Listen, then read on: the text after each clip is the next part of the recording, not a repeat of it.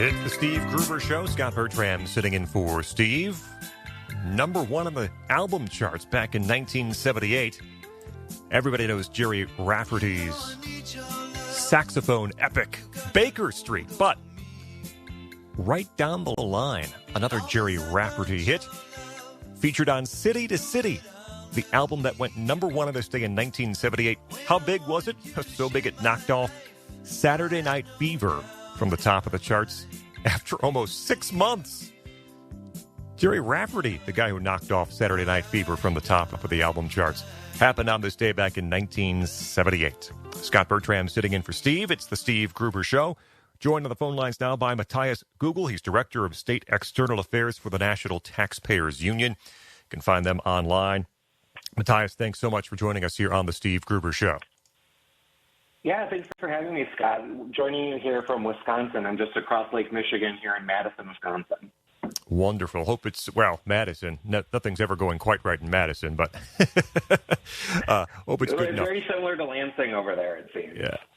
NTU.org is the website. You wrote recently about this idea kicking around in Michigan, and best I can tell, it was not approved in the most recent budget plans, but still under consideration to raise the corporate tax rate here in the state to fund economic incentives for business. The SOAR fund, which we've heard a lot about here in Michigan recently, Strategic Outreach and Attraction Reserve. What's this plan look like here in Michigan? What's been discussed? Yeah, so let's break down some of the latest scheme here. You're right that it wasn't passed in the most recent budget plan, but that doesn't mean it's over yet. Your session is still going on, and there's a separate bill, Senate Bill 559, that's looking at reforming this program. So lawmakers are looking at pouring in about $250 million a year for the next decade into this fund. And what they do is right now they take it straight from corporate income taxes. And like you said, there's been a lot of talk about it. House Republicans have actually done a really good job trying to provide light and transparency to this program. They're fighting it. Recently, Representative Sarah Lightner has really been a lightning rod trying to make sure that people are looking at what is happening here. But sad to say, Republicans aren't in control of anything for you guys in Michigan. So instead of looking at some of the common sense free market reforms that you could do to make this program better, reduce taxes, make Michigan a right to work state, whatever that might be to try to make Michigan attractive for business, they're going to do something absolutely pretty outrageous, which is they are considering increasing the corporate tax rate even more. So they're going to, on businesses all across Michigan, look at it, say, hey, we're going to pull money from you so that we can then hand it out to our self-picked favorite political friends. Okay. You got to walk through the strategy there of, and I know you're not endorsing it, but taxing existing businesses in the state to fund the potential for new businesses to enter the state. How does that make sense? It doesn't. I don't know how to explain it to you. I think what's happening here is because you're seeing Democrats trying to attract other Democrats. So people on the very far left aren't a big fan of corporate welfare either. They're very similar to free market conservatives in at least this regard. But what they would like to see is they'd like to tax even more. And they're going to be like, okay, if we can't get conservatives on board, if they're free market, if they don't want government dictating how the business works in our state, they think that we should deregulate. We think that we should let competition and local small businesses figure this out. We want government in charge of things. We're going to do that even more by taxing corporations even more, which right now you have a 6% corporate tax in Michigan, and that could go up even higher, making it even more difficult for your local businesses to survive in today's economy. Mattias, the tax environment in Michigan, at least on the state level, we have you mentioned 6% corporate, personal is 4.05, though Governor Whitmer ensured that will go up next year to 4.25%. It is a flat rate, though, which is an advantage on some other states. What is the current? How does our current tax climate compare to neighboring states when it comes to, again, those state level taxes? Yeah, certainly. And the corporate tax, you're actually pretty in line with some of your neighboring states. Indiana is lower. You're looking at Indiana has a 4.9% corporate tax.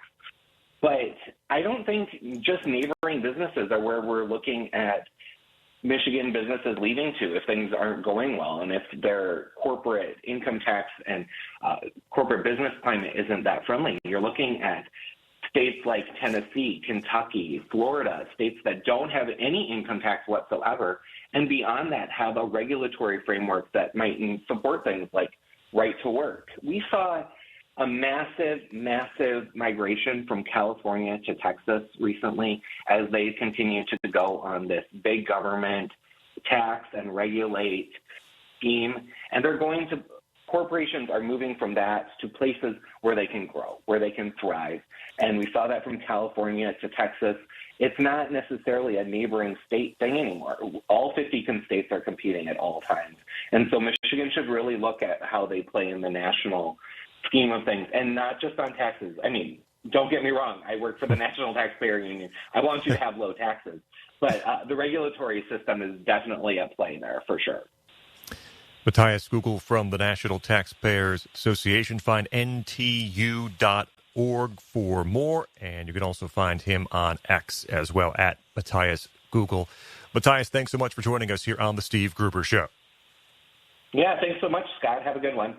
Thank you, you too. This portion of the program brought to you by Birch Gold. A massive hit to the U.S. dollar just came in June. Saudi Arabia did not renew its 50-year petrodollar deal with the U.S. Since 1974, Saudi Arabia sold oil solely in U.S. dollars. That was huge. Now they want options other than the U.S. dollar. If there's less demand for the dollar, what happens to the dollar? Well, for reasons like that, people are turning to Birch Gold Group. I've helped tens of thousands of Americans protect their savings, convert an IRA or 401k into an IRA in physical gold. For more, text the word Gruber to 989898. Text the word Gruber to 989898 for more from Birch Gold. Folks, I don't have to tell you, the Biden administration and congressional Democrats are waging a war on small businesses that must be stopped. There's no group better in the country at advocating for small businesses and the free market economy than the freedom fighters at Job Creators Network. Job Creators Network is currently building an army of small business owners and supporters here in Michigan and across the country to fight back against Democrats' big government policies like inflation, regulations, and tax hikes that hurt small business entrepreneurs and ordinary Michiganders.